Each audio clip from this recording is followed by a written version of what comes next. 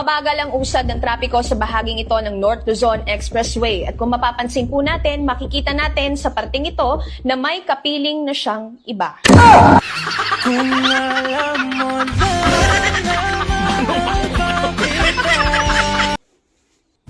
Adapay mo sadsadot na.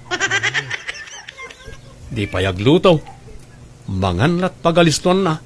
Agid idalat kukuin na.